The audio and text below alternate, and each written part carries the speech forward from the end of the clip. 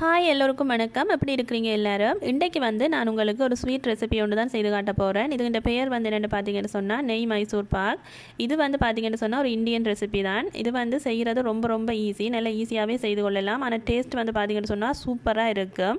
இப்போ இந்த மைசூர் பாக் எப்படி செய்கிறதுன்னு சொல்லியும் அதுக்கு என்னென்ன பொருட்கள் தேவைன்னு சொல்லியும் இந்த வீடியோவில் பார்க்கலாம் வாங்க.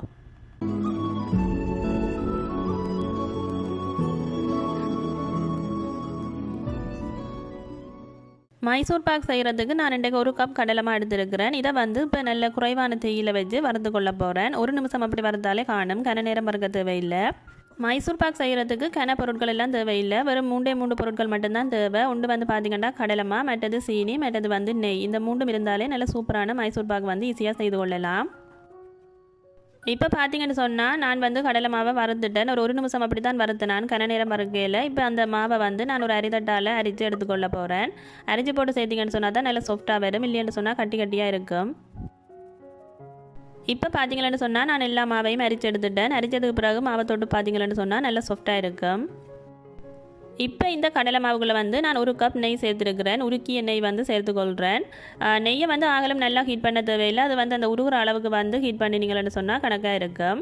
நான் எந்த கப்பால் கடலை மாவு எடுத்தனோ அதே கப்பால் 1 கப்புக்கு நெய் சேர்த்துருக்கிறேன். இப்போ இந்த மாதிரி கட்டிகள் இல்லாமல் இதை கலந்துட்டு ஒரு சைடில் எடுத்து வச்சுக்கொள்ளுவான். இப்போ நான் சீனிப்பாக செய்ய போகிறேன். அதுக்கு 1 கப் சீனி எடுத்துருக்கிறேன். 1 கப் மாவுக்கு 1 கப் சீனி கணக்காக இருக்கும். இதுக்குள்ளே அரை கப்புக்கும் கொஞ்சம் குறைவாக தண்ணி சேர்த்துருக்கிறேன்.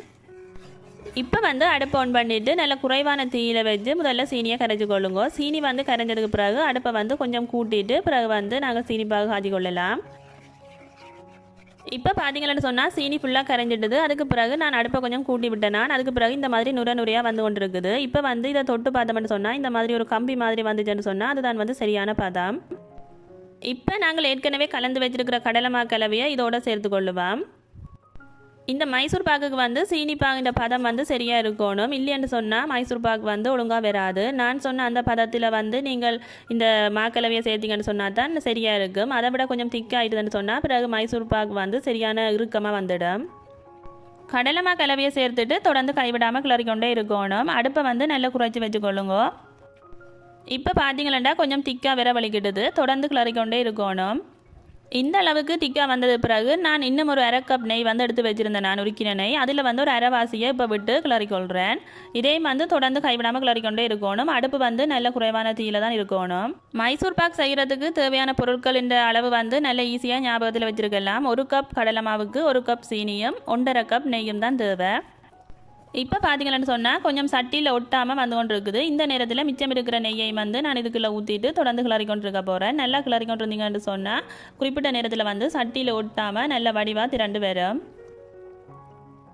இப்போ பார்த்தீங்கன்னு சொன்னால் சட்டியில் ஒட்டாமல் நல்ல வடிவாக திரண்டு வந்திருக்குது. இதுதான் சரியான பதம். இதுக்கு மேலே தொடர்ந்து கிளறினீங்கன்னு சொன்னால் பிறகு நல்ல ஹாட்டாக வந்துடும். இப்போ பார்த்தீங்கன்னு சொன்னால் நான் ஒரு கண்ணாடி ட்ரே எடுத்து அதுக்குள்ளே நெய் பூசி வச்சுருக்கிறேன். அதுக்குள்ளே நாங்கள் செய்து வச்சுருக்கிற மைசூர் பாகை ஊற்றிக்கொள்ளுவோம். இதை நீங்கள் அடுப்பிலேருந்து ஓஃப் பண்ணின உடனே ஊற்றிடணும், இல்லைன்னு சொன்னால் அது சீக்கிரமாகவே இறுகிடும். அதால் நீங்கள் மைசூர் பாகு செய்கிறதுக்கு ஸ்டார்ட் பண்ண முதலே இந்த ட்ரேயை ரெடி பண்ணி வச்சுருங்க. அப்படின்னு சொன்னால் தான் செய்து போட்டு டக்குன்னு ஊற்றுறதுக்கு வசதியாக இருக்கும். கண்ணாடி ட்ரெயில் தான் ஊற்றணுமென்று சொல்லி ஒரு அவசியமும் இல்லை. நீங்கள் வேணுமென்று சொன்னால் கேக் ட்ரெயிலையும் ஊற்றிக்கொள்ளலாம், இல்லைன்னு சொன்னால் சாதாரணமான கிண்ணத்திலையும் நெய்யை பூசிட்டு நீங்கள் ஊற்றிக்கொள்ளலாம். ட்ரெயில் ஊற்றிட்டு இதை நல்லா ஆற விடுங்க. நல்லா ஆறினது பிறகு தான் நாங்கள் இதை வெட்டணும். இப்போ பார்த்தீங்கன்னு சொன்னால் நல்லா ஆறிட்டுது. நான் இதை இப்போ உங்களுக்கு வெட்டி காட்டுறேன்.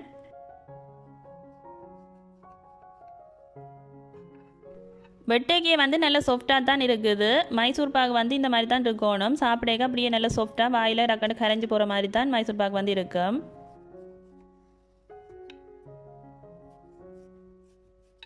நான் கண்ணாடி ட்ரேக்குள்ளே போட்டபடியாக அதை மற்ற பக்கம் கவுக்க முடியலை. இதே நீங்கள் கேக் ட்ரேயில் இல்லைன்னு சொன்னால் ஏதாவது கிண்ணத்துக்குள்ளே போட்டிங்கன்னு சொன்னால் மற்ற பக்கம் கவுத்துட்டு வெட்டினீங்கன்னா நல்ல அழகான ஷேப்பில் கிடைக்கும் உங்களுக்கு. இப்போ பார்த்தீங்கன்னு சொன்னால் நல்ல சூப்பரான டேஸ்டியான மைசூர் பாக் ரெடி ஆகிட்டுது. இதை நான் உங்களுக்கு இப்போ பிச்சு காட்டுறேன்னு பாருங்கோ, எவ்வளவு சாஃப்டாக இருக்குதுன்னு பாருங்கோ. அப்படியே வாயில் வச்ச உடனே கரைஞ்சி போடும். ஓகே ஃப்ரெண்ட்ஸ், இந்த வீடியோ உங்களுக்கு பிடிச்சிருக்குமென்னு நினைக்கிறேன். பிடிச்சிருந்துச்சுன்னு சொன்னால் லைக் பண்ணி ஷேர் பண்ணி விடுங்க. இன்னும் வேறு ஒரு வீடியோவில் உங்களை சந்திக்கிறேன்.